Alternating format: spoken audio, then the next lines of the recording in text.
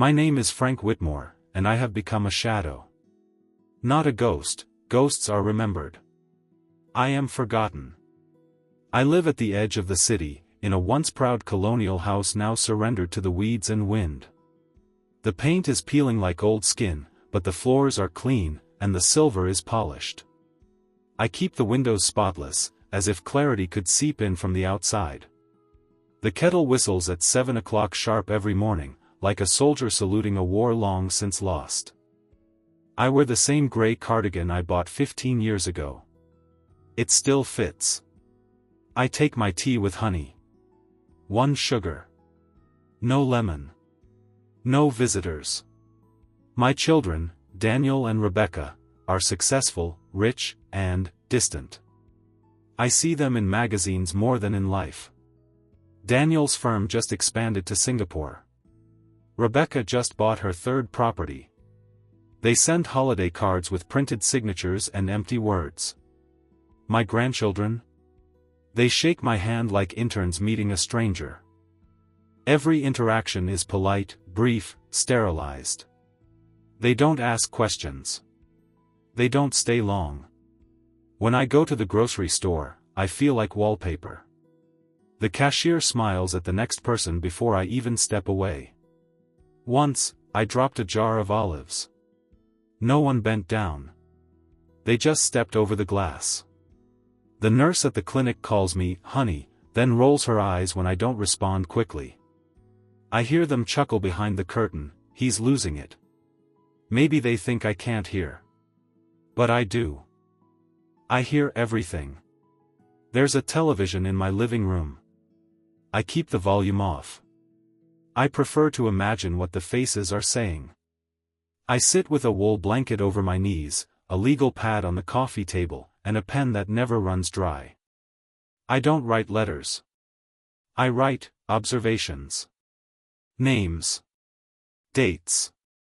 Details. Things they forget when they think I'm not watching. They think I'm fading. That I'm brittle. That time has gnawed through my bones, and now there's nothing left but a forgettable, mumbling relic. They are wrong. So very wrong. There is a fire inside me. Quiet, low-burning, the kind of fire that doesn't flicker, but waits. I used to tell myself forgiveness was strength. That patience was a virtue. That if I waited long enough, they'd come back. That people remembered what you gave them. But you see, silence is not forgiveness. It is fermentation. And mine is ripe. There was a time when the world turned toward me. When I walked into a room, silence wasn't awkward, it was respect. Men would lean forward. Women would nod. My name opened doors, my handshake closed deals, and my word, it was iron. I wasn't born into wealth. I built it. Brick by brick. Mistake by mistake. I started with nothing but a rusted pickup truck and an idea: build smart, hire smarter, and never lie to a man who looks you in the eyes.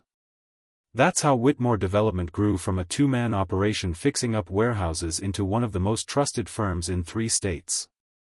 I weathered recessions. Outlasted betrayals. I remember the year 1997, when my partner emptied our accounts and fled to Belize. Everyone told me to sue, to fold, to give up.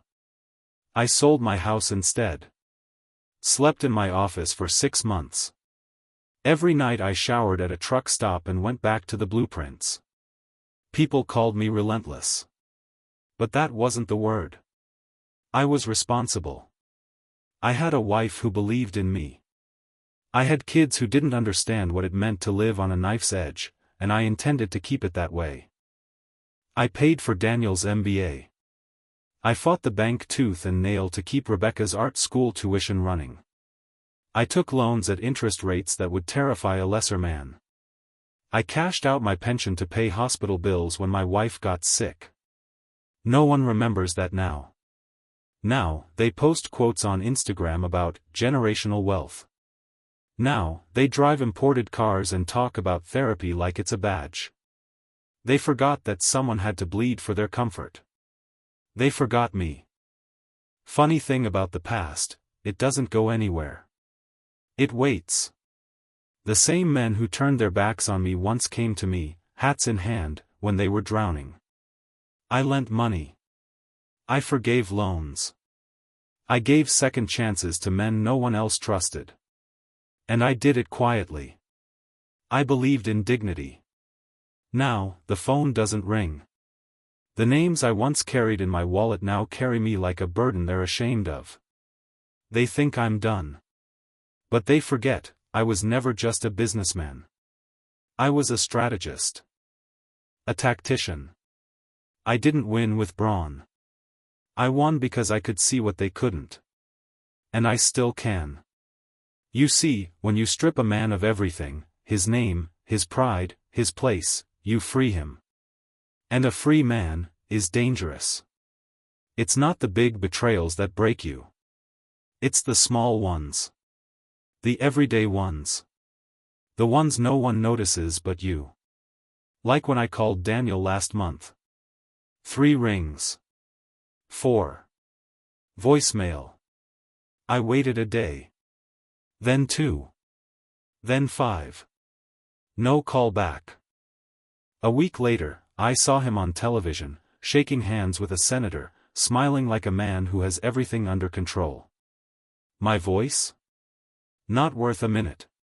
Or when I asked my grandson, Logan, if he could help carry the air conditioner up from the basement. He smirked.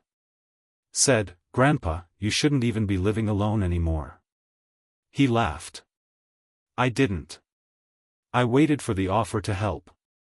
It never came. Then there was the hospital. Routine checkup. The young doctor walked in, barely glanced at me. Vitals? The nurse shrugged. Hard of hearing. Slow responses. Might have some cognitive decline. He didn't even say my name. He looked at me like a file folder.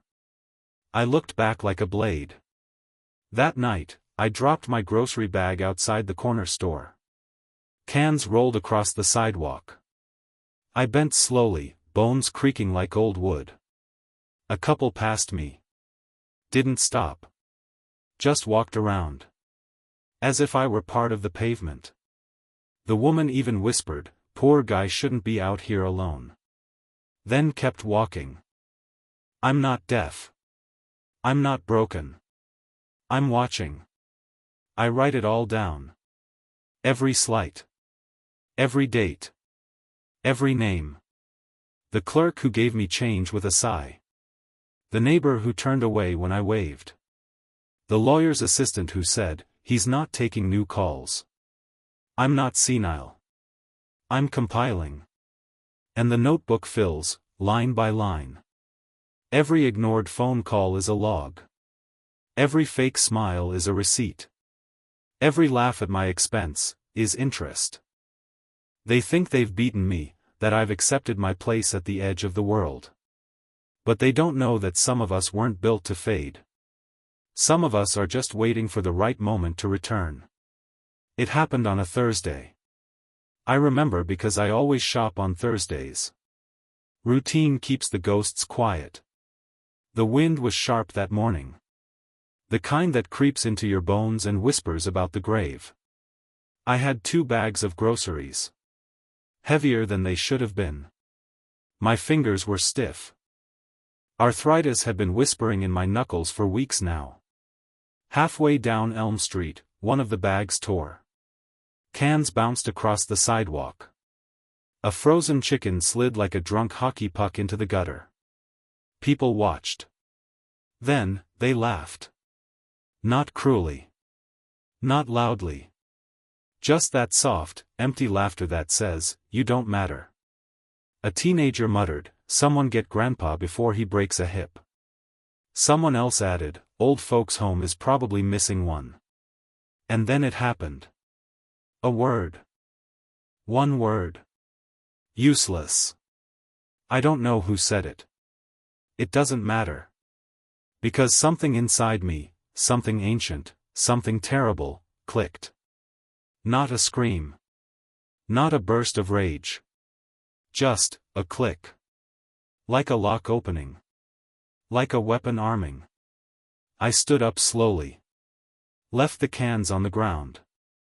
I didn't say a word. I just walked home. But my hands were no longer trembling. My back no longer bent. That night, I opened the closet and reached behind the coats. There was a safe, untouched for years. I turned the dial with muscle memory I didn't know I still had. Inside, a black notebook with initials burned into the leather. An old flip phone with prepaid numbers. A USB drive. And a list. A list of people I helped. People in debt to me. People I protected.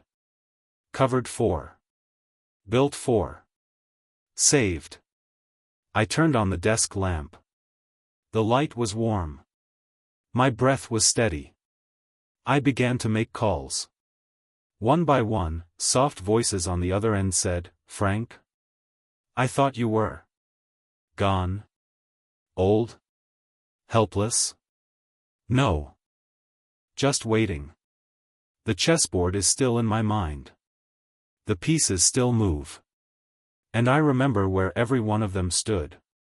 I am not a ghost. I am the architect of consequences. They still don't see me. But they've begun to feel me. It started with a message. An anonymous email to the ethics board of Daniel's firm, attaching records of irregular spending from a charity fund he'd set up 5 years ago. I knew the truth. I had covered it back then. Cleaned up the mess when he was still young and panicking. But I kept the documents. Of course I did. The audit launched within 48 hours. He still doesn't know where it came from. Rebecca's gallery opened a new location downtown, modern, sleek, overpriced. She held a gala. I sent a private message to a local art critic, attaching proof that 2 of her centerpiece pieces were forged. Not criminal. But reputation ending. The article dropped the next morning. She cried on a live stream. Investors pulled out. Logan, the grandson who smirked when I asked for help, recently signed a sponsorship deal with a luxury brand. I leaked an old video from his college years, drunk, loud, screaming slurs at a party, laughing with his friends. The clip went viral. The contract was terminated in 2 days. No one ties it back to me. How could they? I use burner phones. VPNs, disposable email accounts. I schedule everything through networks that don't trace back. Everything I learned in business, in law, in power, I now use from the shadows. And I don't just attack. I expose. I remind them of who they really are. I hold up a mirror and make them watch themselves unravel. And as they scramble, calling lawyers, firing assistants, deleting tweets, they remember me. They don't say it out loud. But they feel it. In their bones. The house phone rings more now. I let it. I like the sound of ringing. It means they're not sleeping well. Emails come. Messages. Dad, are you okay? Can we talk? We should visit soon. No, you shouldn't.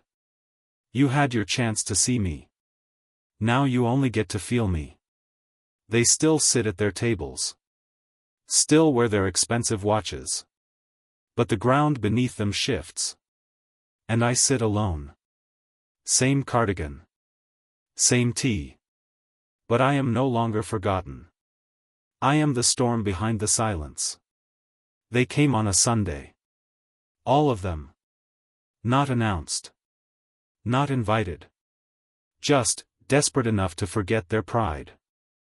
I saw their cars through the lace curtain, expensive, clean, absurdly out of place on my cracked driveway. For a moment, I considered not opening the door. But I did. They stood there like strangers rehearsing grief. Daniel looked thinner. Rebecca's confidence had collapsed inward, like a building with perfect walls and rotten beams. Logan didn't meet my eyes at all. No one hugged me. No one apologized. They didn't know how. We sat in the living room. The television stayed off. The silence did the talking. I poured tea with steady hands.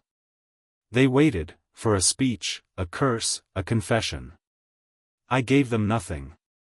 That was the punishment. They wanted absolution. I gave them reflection. For the first time, they looked at me. Not past me. Not through me.